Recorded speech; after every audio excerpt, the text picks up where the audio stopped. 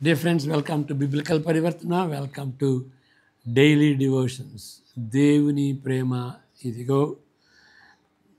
ఈ ప్రోగ్రామ్స్ గురించి ప్రార్థన చేయండి దయచేసి. ముఖ్యంగా నా గొంతు కోసం ప్రార్థన చేయండి. నా వాక్యాన్ని సరిగా అర్థం చేసుకుంటేనే సరిగా అన్వయించుకోవచ్చు. అంతేకాదు మరి మనం ప్రీచ్ చేస్తున్నప్పుడు ఆ విధంగా తప్పుడుగా అవగాహన చేసుకుని తప్పుడుగా అన్వయించుకుంటే ఇతరులకు కూడా తప్పుగా మనం బోధిస్తాం. కాబట్టి ఇదేం జరగకుండా దేవుని స్వరాన్ని వినేటటువంటి రీతిగా దయచేసి ప్రార్థన చేయండి. నేను ఇప్పుడు ప్రార్థన చేస్తాను. May the words of my mouth and the meditation of our hearts be acceptable in thy sight, our rock and redeemer. Amen. కీర్తనలు 142 6 వచనాలు చదువుకుందాం.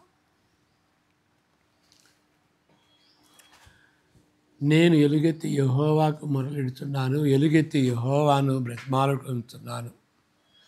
బహు వినయముగా ఆయన సన్నిధిని నేను మొరపెట్టుచున్నాను. నాకు కలిగిన బాధ ఆయన సన్నిధిని తెలియజెప్పుకొనుచున్నాను. నాలో నా ప్రాణము కృంగి ఉన్నప్పుడు నా మార్గము నీకు తెలియను. నన్ను పట్టుకొనుటకై నేను నడువవలసిన త్రోవలో చాటుగా పగవారు ఉరినొడ్డుచున్నారు. నా కుడి ప్రక్కను నిదానించి చూడుము. నా నెరిగినవాడు ఒకడును నాకు లేకపోయాను. ఆశ్రయం ఏదియు నాకు దొరకలేదు. నా ఎడల జాలిపడేవాడు ఒకడును లేడు. ఇక్కడ మనం చూసేది ఏంటి అని అంటే, ఆయన పరిస్థితి ఎంత విషాదకరంగా ఉంటుంది, ఎంత వేదనతో కూడుకొని ఉంది. డిప్రెషన్లో వెళ్తున్నట్టుగా ఆయన ఉన్నాడు. అది మనం గమనించాలి. 5వ వచనం, యెహోవా నీకే నేను మొరపెట్టుతున్నాను, నా ఆశ్రయదుర్గము నీవే, సజీవులున్న భూమి మీద నా స్వాస్థ్యము నీవే అని నేను అనుకుంటుని. నేను చాలా కృంగి ఉన్నాను.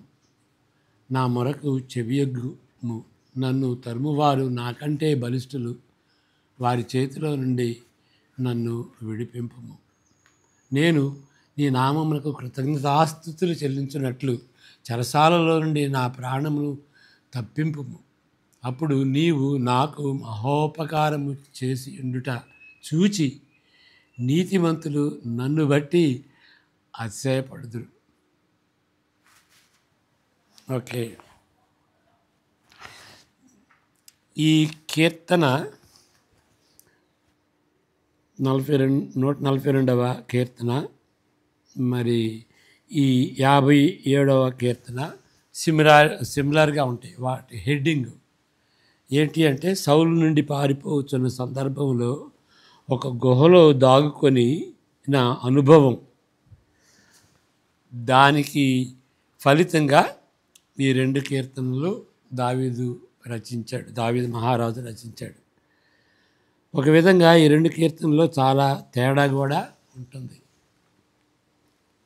ఒక మూలకు నెట్టబడినట్లుగా, మరి గుహలో ఒక మూలకి నెట్టబడినట్టుగానే చీకట్లో ఉన్నట్టుగా ఉంటుంది. ఈ 2 కీర్తనల అనుభవం ఉన్నప్పటికీ 57వ కీర్తన చాలా వరకు సంతోషకరంగాను, బహుశా ధైర్యంతో తప్పనిసరిగా ఏమి జరగబోతున్నదో ఆయనకు తెలియను. కాబట్టి తప్పనిసరిగా ఏం జరుగుద్దో అని తెలిసి దాన్ని బట్టి సంతోషిస్తున్నాడు అన్నమాట. అది 57వ కీర్తనలో ఉంటుంది. ఇక్కడ 142వ కీర్తనలో ఆయన విషాదకరంగా ఉంటూ విపరీతమైన అక్రతలో కృంగిపోతున్నాడు. 6వ వచనంలో చూసాం. కానీ 3 ఆశాజనకమైన వాటిని వ్యక్తపరుస్తున్నాడు. ఆ యొక్క డిప్రెషన్లో వెళ్ళినప్పుడు ఆయనకి 3 కోణాలులో ఉండేటువంటి ఆ క్రాంతి, ఆ వెలుగు, ఆ ఆశనిచ్చినట్టుగా మనం చూస్తాం. తన విపత్తును బట్టి ఒకడు పలు విధములైన భావోద్రేకములతో స్పందించుటను బట్టి ఆశ్చర్యపడకూడదు. మరి 142లో ఆ విధంగా ఇక్కడ విపరీతమైన అక్కరతో కుంగిపోతున్నాడు. మరి 57లో కొంచెం సంతోషకరంగా ఉన్నాడు. రెండు పరిస్థితులు ఒకటే. ఏంటి? గుహలో దాక్కుంటున్నాడు. సౌలు సైన్యం ఆయన్ని వెంటాడుతున్నప్పుడు మరి ఆ ఇబ్బందిలో కృంగిపోతున్నాడు. కాబట్టి ఇక్కడ మనం ఏం నేర్చుకోవాలంటే, అలాంటి వేదన, డిప్రెషన్ దాంతో కృంగిపోతున్నప్పుడు ఎప్పుడు ఒకే విధంగా మనం స్పందించం. మన ఎమోషన్స్ ఒకే విధంగా ఉండవు. అది మనం గ్రహించాల్సింది. మరి యోబు గ్రంథం చదువుతున్నప్పుడు ఎట్లా ఉంటుంది? ఎంతో విషాదకరమైనటువంటి పరిస్థితి, ఒత్తిడి, వేదన. ఎందుకు వచ్చింది ఇది అనేటువంటి ప్రశ్నలు. మరి తర్వాత దేవుడు నాకు మీడియేటర్గా ఉంటాడు, దేవుడు మరి నన్ను కృషించిపోకుండా నాకు పునరుద్ధానం ఇస్తాడు. కాబట్టి అలాంటి పరిస్థితుల్లో వెళ్తున్నప్పుడు మన స్పందన ఒకే విధంగా ఉండదు, మన ఫీలింగ్స్ ఒకే విధంగా ఉండవు. అది దాన్ని అర్థం చేసుకుంటారు, దేవుడు అర్థం చేసుకుంటాడు, మనుషులు అర్థం చేసుకోలేరు. అది ఏంటి, ఒకసారి ఎట్లా అంటాడు, ఒకసారి ఎట్లా అంటాడు, అంతే. మరి వేదనలో వెళుతుంటే మనుషులు అట్లాగే స్పందిస్తారు.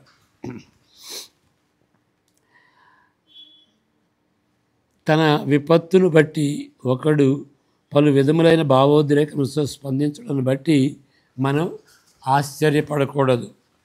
అంతులేని ఆపదను, అగోచరమైన పరిస్థితులను ఎదుర్కొన్నప్పుడు విభిన్నమైన స్పందన ఉంటుందని లేఖనములు చెబుతున్నాయి. మన అనుభవాలు కూడా సాక్ష్యం ఇస్తున్నాయి. వీటిని గూర్చి ఏ విధంగా తలంచినప్పటికీ, ఏదో ఆ విధంగా ఉన్నాడు, ఈ విధంగా స్పందిస్తున్నాడు, కొంత సంతోషం ఉంటుంది, కొంత విషాదం ఉంటుంది, ఇదేంటి అని ఏ విధంగా మనం వాటిని గురించి తలంచినప్పటికీ ఈ 142వ కీర్తన యథార్థమైన విషాదమును వెలుబుచ్చుతున్నది. ఫేక్ కాదు ఇది. ఆయన పరిస్థితులు యథార్థమైనవి, ఆయన స్పందన కూడా యథార్థంగానే ఉంటుంది. అంటే యథార్థమైంది అంటే దానికి నకిలీ కానీ, కపటం కానీ, ఇక ఇతరులు వేరే విధంగా చూడాలని అదేం కాదు. యథార్థంగా ఆయన యొక్క హృదయాన్ని, మనసుని బయలుపరుచుకుంటున్నాడు. వీటిని గురించి ఏ విధంగా తలంచినప్పటికీ అది దానికి తగినట్లుగా అంతకంటే కటిక చీకట్లో, లోతైన నీళ్లలో ఉండే పరిస్థితులను విశ్వాసులు అనుభవించినప్పుడు ఈ కీర్తన గంభీరంగా మనతో మాట్లాడుతుంది. అది గమనించుకున్నారా? అపోస్తలుడైన పౌలు కూడా 2 కొరింథీ 1:3-4 చెప్తాడు, మేము ఇంత కష్టం ఎందుకు వెళ్తున్నాం, మీరు ఇంత కష్టం ఎందుకు వెళ్తున్నారు అని అంటే, మీ యొక్క అనుభవాన్ని బట్టి ఇతరులను మీరు ఓదార్చవచ్చు. కష్టాలు నష్టాలు లేనటువంటి వాడు కష్టాలు నష్టాల్లో పోయేటువంటి వాళ్ళని ఏం ఆదరించగలడు? యేసుప్రభు కూడాను మరి అలాంటి యాతన, అలాంటి ఇబ్బంది, అలాంటి షేము, అలాంటి మరి పేదరికం, అలాంటి మరి మిస్అండర్స్టాండింగ్స్, ఫ్రెండ్స్ పోవటం, ఒంటరిగా ఉండటం ఆయన అనుభవించినట్టుగా మనం అనుభవించలేదు కదా. కాబట్టి ఆయన ఓదార్చగలడు. ఆయన గాయపడ్డాడు కాబట్టి మన గాయాలకి ఆయనే జవాబు ఇవ్వగలడు. అదే చెప్తుంది ఇక్కడ. దానికి తగినట్టుగా అంతకంటే కటిక చీకట్లో, లోతైన నీళ్లలో ఉండే పరిస్థితులను విశ్వాసులు అనుభవించినప్పుడు ఈ కీర్తన గంభీరంగా మనతో మాట్లాడుద్ది, మనల్ని ఓదార్చుద్ది. ఏ విధంగా ఓదార్చుద్ది అంటే, ఆయన వ్యక్తపరిచినటువంటి వెలుగు కిరణాలు, ఆశా కిరణాలు మనకు కూడా వస్తాయి. ఆ విధంగా ఆదరణ వస్తుంది. ఈ కీర్తనకర్త ఆరంభ మాటల్లో రచయిత అత్యవసరమైన తీరులో యథార్థమైన హృదయంతో బ్రతిమలాడుకుంటున్నాడు. ఓకే, మరలా చదువుదాం 1-2 వచనాలు. నేను ఎలుగెత్తి యెహోవాకు మొరలెడుతున్నాను, ఎలుగెత్తి యెహోవాను బ్రతిమలాడుకుంటున్నాను. బహు వినయముగా ఆయన సన్నిధిని నేను మొరపెట్టుతున్నాను. నాకు కలిగిన బాధ అతని సన్నిధిని తెలియజెప్పుకొనుతున్నాను. ఇక్కడ మొరపెట్టుకోవటం, తెలపటం అనే ఉన్నది, కానీ ఇక్కడ కొంచెం విసిగి చెందినటువంటి రీతిగా ఒరిజినల్ భాషలో, హెబ్రీ భాషలో ఉంటుందన్నమాట. నాకు కలిగిన బాధ ఆయన సన్నిధిని తెలియజెప్పుకొనుతున్నాను. భయపడు నిరాశ చెందుతున్న వ్యక్తి మాటలు ఈ విధంగా ఉంటాయి. నేను తెలియజెప్పుకొనుతున్నాను అంటే నేను ఫిర్యాదు చేస్తున్నాను అనేటువంటిది ఇంగ్లీష్లో ఉంటుంది. అనే మాటలు విసిగి చెందినట్లుగా లేవు, విసిగి చెందినట్లుగా ఉండాలి. ఒరిజినల్గా అట్లా ఉంటాయి అన్నమాట. అందువలన నాకు కలిగిన నష్టం, నన్ను వేధిస్తున్న తలంపులు అని అన్వయించుట బెటర్ ట్రాన్స్లేషన్ అన్నమాట. నష్టం కలిగించి అంటే విసిగిపోయినప్పుడు మరి అంతే కదా, నాకు నష్టం తీసుకొచ్చావు, నన్ను తలంపులు అని బెటర్గా ట్రాన్స్లేట్ చేయొచ్చు. ఆశాజనకంగా ఉండే వెలుగు కిరణాలు 3వ వచనం మొదటి భాగంలో ఉంటుంది. 3a 3వ ఒక ఆశ. నాలో నా ప్రాణము కృంగి అన్నప్పుడు నా మార్గము నీకు తెలియను. నన్ను పట్టుకొనుటకై నేను నడవవలసిన త్రోవలో చాటుగా పగవారు ఉరినొగ్గుతున్నారు. నీకు తెలియను, అది నా మార్గం నీకు తెలియను. దేవునికి సర్ప్రైజ్ కాదు, ప్రభువా నా సంగతి నీకు తెలియదు. అదే ఆశ.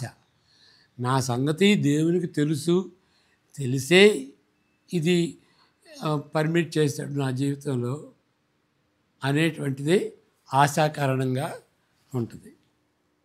ఓకే, నాలో నా ప్రాణము కృంగి ఉన్నప్పుడు నా మార్గము నీకు తెలియను. గాడ్ నోస్ అనేది మంచి తలంపు. ఆయన చాలా దిగజారిన పరిస్థితిలో ఉన్నప్పుడు ఆ పరిస్థితికి దేవునికి తెలియని ఆశ్చర్యం కాదని ఎరిగినప్పుడు అది రచయితకు ఆదరణనిస్తుంది, దావీదుకు ఆదరణనిస్తుంది. నా మార్గం నీకు తెలియనయ్యా. నిజానికి వ్యక్తిగతంగా తనను మోసము చేయుట అన్నిటికంటే అది బాధాకరంగా ఉంటుంది. ఫ్రెండ్స్ మోసం చేస్తున్నారు, అది నమ్మలేని వారు ఆయన చుట్టూ ఉన్నప్పుడు ఫ్రెండ్స్గానే ఉంటారు, చుట్టూ ఉంటారు, వాళ్ళు మోసం చేసేటువంటి వాళ్ళు. ప్రతిసారి ఆయన అనుభవం దారుణమైనందున, ప్రతిసారి ఒకసారి కాదు, 2 సార్లు కాదు, 3 సార్లు కాదు, ప్రతిసారి వాళ్ళు మోసం చేయటాన్ని బట్టి ఆయన పరిస్థితి దారుణంగా ఉంటుందన్నమాట. అవి నిజమైన రుజువుగా ఉంటుంది. ప్రతిసారి అది జరుగుతుంది కాబట్టి ఆయన వెళ్ళేటువంటి పరిస్థితి ఆయన అపార్థం చేసుకోవట్లే వాళ్ళని. అది ప్రతిసారి జరుగుతుంది కాబట్టి అది నిజమే అని ఆయనకి రుజువుగా ఉంటుంది. కానీ ఈ తలంపు ఆయన భ్రమ కాదు. ఆయన వెళ్తుంది ఏదో ఆయన మెంటల్గా అట్లా ఆలోచిస్తున్నాడు, రాంగ్గా ఇంటర్ప్రిట్ చేస్తున్నాడు వాళ్ళని అని కాదే కాదు. ఆయనకు మతి స్థిమితము లేనందున ఆ విధంగా ఫ్రెండ్స్ గురించి తలుస్తున్నాడు అంటానికి వీల్లేదు. తాను ఒంటరిగా పోరాడుటను బట్టి మానసిక మాన్యంతో నిరాశ చెందుతాడు, అది డిప్రెషన్.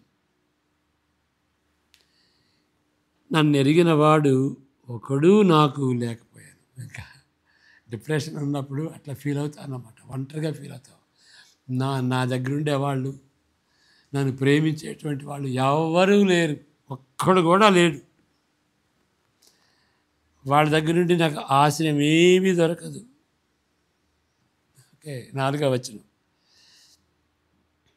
నన్నెరిగినవాడు లేకపోయెను, ఆశ్రయమేమియు వాళ్ళ దగ్గర నుండి నాకు దొరకదు. నా కుడి ప్రక్కను నిదానించి చూడుము, నన్ను ఎరిగినవాడు ఒకడును నాకు లేకపోయాను, ఆశ్రయం ఏదియు నాకు దొరకలేదు, నా ఎడల జాలిపడివాడు ఒకడును లేడు. మరి ఏంటంటే ఇక్కడ చదువుతున్నారు, బైబిల్ చదువుతున్నారంటే అంతే. మరి అది మనకి మనసుకి, మన హృదయానికి అది అంటుకోవాలి అంటే మరి పదే పదే చదవాలన్నమాట. నన్ను ఎరిగినవాడు లేడు, ఆశ్రయం ఏమి లేదు. మరి అదే కదా, ఈ 4 ఫ్రెండ్స్ వచ్చి కూర్చున్నప్పుడు 4లో ముగ్గురు వాళ్ళు బాగా వాగారు. మాట్లాడుకున్నంతకాలం యోబుకి ఆదరణగానే ఉంటుంది. మాట్లాడితే ఇక ఆశ్రయం వాళ్ళకి ఏమీ దొరకలేదు. వాళ్ళు రాకపోతేనే బాగుండేది అనిపించింది అన్నమాట. అప్పుడు రచయిత అయినటువంటి దావీదు ఎటువైపు తిరగాలి, ఎటువైపు చూడాలి? చుట్టుపక్కల ఉన్నటువంటి వాళ్ళు అందరూ ఆ విధంగా ట్రీట్ చేస్తుంటే, ఆయన ఒంటరిగా ఫీల్ అవుతుంటే ఇంకా ఆయన ఎటు చూడాలి? అది 2వ ఆశాకిరణం ఈ విధంగా కనిపిస్తుంది. యెహోవా, నీకే నేను మొరపెట్టుచున్నాను. వీళ్ళు దగ్గరున్నా కానీ ఆయనకి వాళ్ళకి మొరపెట్టలా, యెహోవాకి మొరపెట్టుకుంటున్నాడు. నా ఆశ్రయదుర్గము నీవే. వాళ్ళు నమ్ముకోదగినటువంటి వాళ్ళు కాదు, వాళ్ళు ఆశ్రయం కానే కాదు. ఈయన ఆశ్రయదుర్గం. నీవే సజీవులున్న భూమి మీద నా స్వాస్థ్యము. చూడండి, ఇక్కడేమో నా ఆశ్రయదుర్గం అంటున్నాడు, నన్ను రక్షించే ఆశ్రయదుర్గం అంటున్నాడు. ఇక్కడ నా స్వాస్థ్యం అంటున్నాడు. నా దుర్గము అని ముందు చెప్పిన తరువాత నా స్వాస్థ్యముగా చెప్పుటను బట్టి దావీదు తలంపులను తెలుసుకొనగలం. తన సమస్యలను తీర్చే పరిష్కారముగా దేవుని వాడుకొనటం లేదు. భయభీతి నుండి కృతజ్ఞతకు తన మనసు మళ్ళుచున్నది. ఇక్కడ నా దుర్గం నాకు హెల్ప్ చేస్తాడు. కొంతమంది మనుషులు మన దగ్గరికి ఎట్లా వస్తారంటే మన హెల్ప్ కోసమే వస్తారు. మనల్ని ప్రేమించి మన బాగోగులు ఓకే చూడటానికి, విజిట్ చేయడానికి రారు. ఎప్పుడు అవసరమైతే, ఎప్పుడు డబ్బులు అవసరమైతే అప్పుడు వస్తారు. అలాంటి పరిస్థితిని ఇలా వ్యక్తపరుస్తున్నారు అన్నమాట. అయ్యా, వాళ్ళందరూ నా దగ్గరికి వస్తారు, అయితే నువ్వు నాకు సహాయం చేస్తావు, నువ్వు నాకు ఆశ్చర్యదుర్గంగా ఉండి నన్ను కాపాడుతావు అని. తర్వాత ఏమంటున్నాడు? నీవే నా స్వాస్థ్యం, నా స్వాస్థ్యం నువ్వేనయ్యా. నేను నీవిచ్చే రక్షణ అది కాదు, అంతకంటే నీతో సంబంధం కలగటం. నీవు నా మనిషివి, you are my real estate అని ఆ రిలేషన్షిప్ గురించి చెప్పుకుంటున్నాడు అన్నమాట. కాబట్టి దేవుడిచ్చేటువంటి ఆ యొక్క ఈ ఈవుని బట్టి, రక్షణను బట్టి మనకి మేలు అనుగ్రహిస్తాడు, ఆశీర్వాదాలు ఇస్తాడు. ఇక అదేనా మనకి? ఆయన వాడుకుని ఆ లాభం పొందటమేనా? లేకపోతే ఆయనతో రిలేషన్షిప్ ఉన్నదా? ఆయన బట్టి సంతోషిస్తున్నావా? నువ్వు మనల్ని ప్రేమించినటువంటి వాళ్ళు మనల్ని విజిట్ చేస్తే వాళ్ళు ఏంటి ఇవ్వనవసరం లేదు, వాళ్ళు విజిట్ చేస్తున్నారు, వాళ్ళతో మాట్లాడటం ఎంతో సంతోషం. ఎందుకంటే ఆ ప్రేమ బాంధవ్యం ఉన్నది కాబట్టి. మరి ప్రేమ బాంధవ్యం ఉన్నప్పుడు తప్పకుండా సహాయం చేస్తాం, సహాయం పొందుకుంటాం. కానీ ఇక్కడ మనం గ్రహించాల్సింది ఏంటంటే నా దుర్గం అని తర్వాత నా స్వాస్థ్యం, నువ్వు నాకు స్వాస్థ్యంగా ఉన్నావయ్యా అని. మరి ఆ భయాన్ని నుండి, గుహలో ఉన్నట్టు భయాన్ని నుండి థ్యాంక్స్ చెప్తున్నాడు. అయ్యా, నువ్వు నాకు స్వాస్థ్యం, నీకు వందనాలయ్యా, నువ్వు ఉంటే నాకు చాలయ్యా అన్నట్టుగా. ఆయన కృంగి ఉన్న పరిస్థితిని ఇదేమీ మార్చలేదు. ఓకే, ఆయన అక్రతకు వాళ్ళేం మార్చలేరు. ఇప్పుడే కొన్ని సమయాల్లో ఇప్పుడు బెస్ట్ ఎగ్జాంపుల్ ఏంటంటే యోబు. మరి యోబు అలాంటి పరిస్థితులు వెళ్తుంటే స్నేహితులు వచ్చి ఏం చేశారు? ఏం చేయలేకపోయారు. కొన్నిసార్లు మరి ఎయిడ్స్తో బాధపడుతుంటే, క్యాన్సర్తో బాధపడుతుంటే, కోవిడ్తో బాధపడుతుంటే, ఇక చనిపోయేటువంటి పరిస్థితులు ఉన్నప్పుడు మనం విజిట్ చేస్తాం. ఎంత ఆదరించాలనుకున్నా కానీ మనం చేతులు కట్టుకుని అంతే, చేతులు కట్టుకోవటమే. ఎందుకంటే మనమేమి సహాయం చేయలేము, ఆ పరిస్థితిని మనం మార్చలేము. ఆయన అక్రత కేవలము తన భావోద్రేకత కాదు, ఏదో ఇమోషనల్గా చెప్తున్నది కాదు, ఆయన ఫీలింగ్సే కాదు. ఆయన ఫీలింగ్స్కి ఆధారం ఆయన నిజమైనటువంటి పరిస్థితి, వేదన. ఈయన సౌలు ద్వేషంతో నిండిన రాజు కదా. ఆయన సైనికులు సౌలు దావీదును వెంటాడుతున్నాడు. అది నిజమైనటువంటి ఆయన ఆపద. మరి ఏదో ఆయన భావించుకుంటుంది కాదు, నిజమైనటువంటి పరిస్థితి. అయితే చివరిగా ఆయన ఆదరించే ఆశాకిరణం ఏంటి? దేవుడు దయాళుడు, ఈజ్ గుడ్. మనం అంటాం కదా, ఈ ప్రామిస్ కీపర్స్ దాన్ని పాపులరైజ్ చేశారు. ఏమని? God is good, God is good all the time, all the time God is good అనేటువంటి ఆ స్లోగన్ని పాపులరైజ్ చేసింది ప్రామిస్ కీపర్స్. ఓకే, ఏ పరిస్థితులైనా సరే గాడ్ ఈజ్ గుడ్. మనకి ఇబ్బంది కలిగింది, మనకి లాభం లేదు, ఆరోగ్యం పోయింది, అభివృద్ధి లేదు, ఇక ఏది చూసినా కానీ కలిసి రావట్లేదు. అలాంటప్పుడు మరి మనం దేవుని నమ్ముకున్నాం కదా, ఏమనాలి? అన్నీ కలిసినప్పుడు థ్యాంక్ యూ లార్డ్, కృతజ్ఞత చెల్లిస్తాను, నువ్వు చాలా మంచివాడివి అయ్యా, యువర్ గాడ్ ఈజ్ గుడ్, నువ్వు దయాళుడు, గాడ్ ఈజ్ గుడ్. మరి అన్నీ రానప్పుడు గాడ్ ఈజ్ బ్యాడ్ అని అనకూడదు. ఎల్లప్పుడూ గాడ్ ఈజ్ గుడ్. ఎప్పుడు కూడాను దేవుడు దుష్టుడు, దేవుడు చెడ్డవాడు.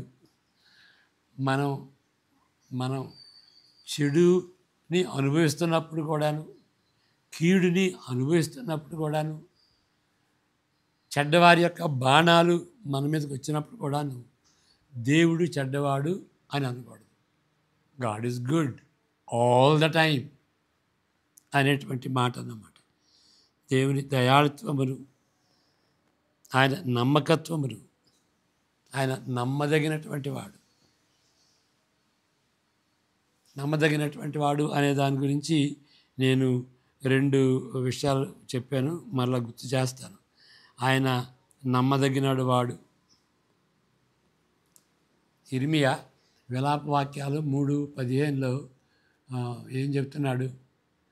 ఓకే, విలాప వాక్యాలు 3:15. చేదు వస్తువులు ఆయన నాకు తినిపించెను,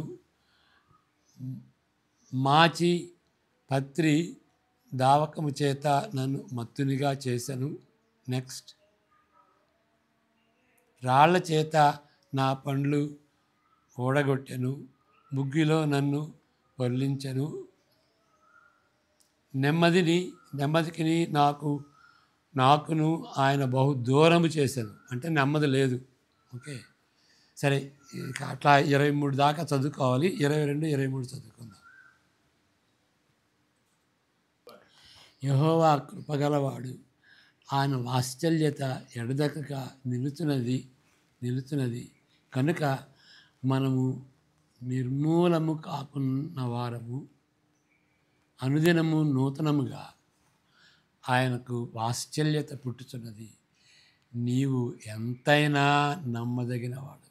ఇంగ్లీష్లో ఏమంటుందంటే great is your faithfulness, great is your faithfulness. అంతకుముందు మాటలు ఎందుకు చదివామంటే ఆయన ఉన్నటువంటి పరిస్థితి చాలా దారుణంగా ఉంది. దేశం అంతా కూడాను మరి ఈ బబిలోనీయులు వచ్చి వాళ్ళని వాళ్ళని తీసుకెళ్తున్నారు, డిపోర్టేషన్ చేస్తున్నారు, చెరగా తీసుకెళ్తున్నారు. ఇక తర్వాత వాళ్ళు వచ్చి యెరూషలేముని పతనం చేసి, దేవాలయాన్ని పతనం చేసి, మరి అక్కడ ఉన్నటువంటి ధనికులందరినీ, పేదలందరినీ తీసుకెళ్తారన్నమాట చెరకి. చెర 3 కితాలుగా జరిగింది, 2 అయిపోయింది, ఇది 3వది. దాన్ని ఫేస్ చేస్తున్నప్పుడు అయ్యా మా గతి ఇట్లా ఉంది, కానీ మా గతి ఇట్లా ఉంది, చెరకెళ్తున్నారు, కానీ నీవు నమ్మదగినటువంటి వాడు. అదే ఇక్కడ వ్యక్తపరుస్తున్నాడు. దేవుడు నమ్మదగినటువంటి వాడు అని వ్యక్తపరుస్తాడు. ఆయన ఎక్కడున్నాడు? గుహలో ఉన్నాడు. సౌలు ఆయన వెంటాడుతున్నాడు. సౌలుతో పాటు సైన్యం వస్తుంది. అప్పుడు ఏమంటున్నాడు? దేవుడు నమ్మదగినటువంటి వాడు. ఏ విధంగా నమ్మదగినటువంటి వాడు? 2 విధాలుగా. ఆయన మాట నమ్మదగింది. ఆయన మాట అంటే మాటే. ఆయన మాట వాగ్దానంతో సమానం, తప్పకుండా చేస్తాడు. రెండవది ఏంటంటే ఆపదలో ఉన్నప్పుడు ఆదుకుంటాడు. ఆపదలో ఉన్నప్పుడు యాబ్సెంట్ గాడు. అది నమ్మదగిన అనే దానికి అర్థం.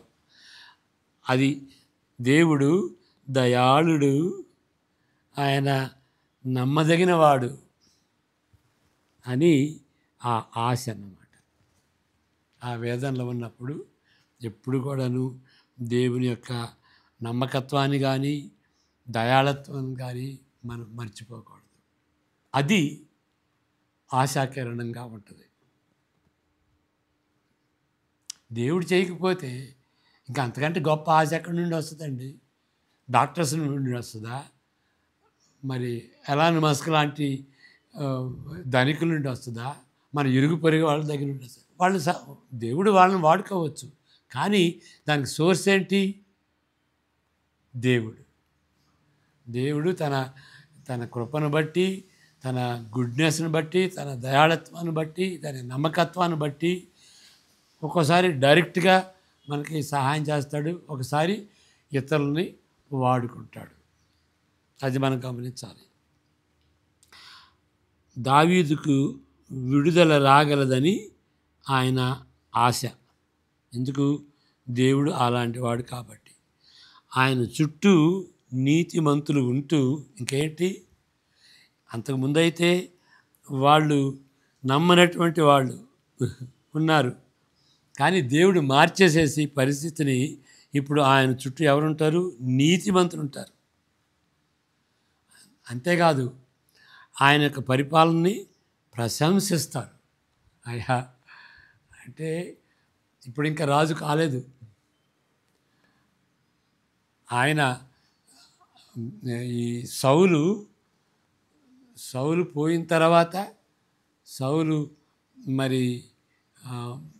సౌలు పక్షాన, సౌలు ప్లేస్లో తర్వాత దావీదు మహారాజు వస్తాడు రాజుగా.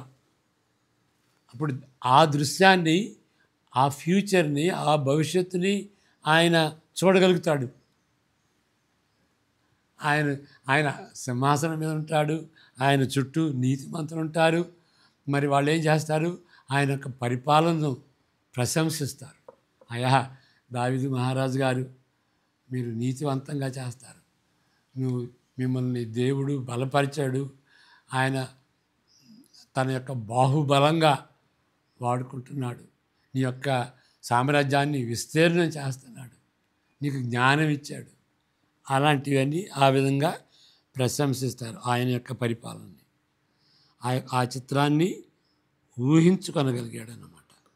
ఓకే, అది మనం గ్రహించాలి. కాబట్టి ఇప్పుడు ఈ 3 ఆశాకిరణాలు ఏంటి అని అంటే, మొదటిది దేవునికి తెలుసు, నా పరిస్థితి, నా డిప్రెషను, నా వేదన, నా మనోవేదన అంతా తెలుసు. రెండవది ఏంటంటే ఆయన మొర చుట్టూ ఎట్లా ఉన్నప్పటికీ నేను దేవునికి మొరపెట్టుకుంటాను. ఆయన నాకు ఆశ్రయదుర్గంగా ఉంటాడు. ఆయన నా స్వాస్థ్యం. అది రెండవ ఆశాకిరణం. మూడవది ఏంటి? దేవుడు మంచివాడు, ఎల్లప్పుడూ మంచివాడు, ఎల్లప్పుడూ నమ్మకంగా ఉంటాడు. మనం డిప్రెషన్ వెళ్ళినప్పుడు, వేదనలో వెళ్ళినప్పుడు, ఒత్తిడిలో వెళ్ళినప్పుడు, అక్రతలో వెళ్ళినప్పుడు మనుషుల్ని నమ్మొద్దు అని అంటలేదు, కానీ వాళ్ళ మీదే ఆధారపడితే మనం డిసప్పాయింట్ అవుతాం.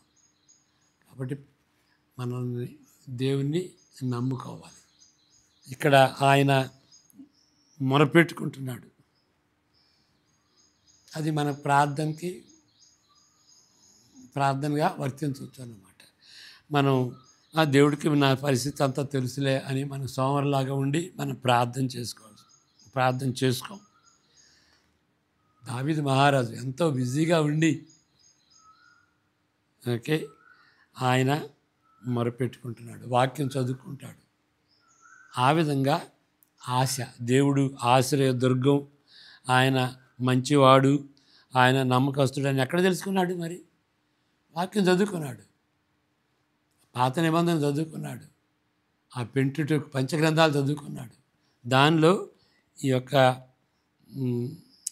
ఆదరణ కలిగించేటువంటి కిరణాలు చూడగలుగుతున్నాడు. మరి మనకి ఇంకా ఎక్కువ ఉన్నాయి. క్రొత్త నిబంధన కూడా ఉంది.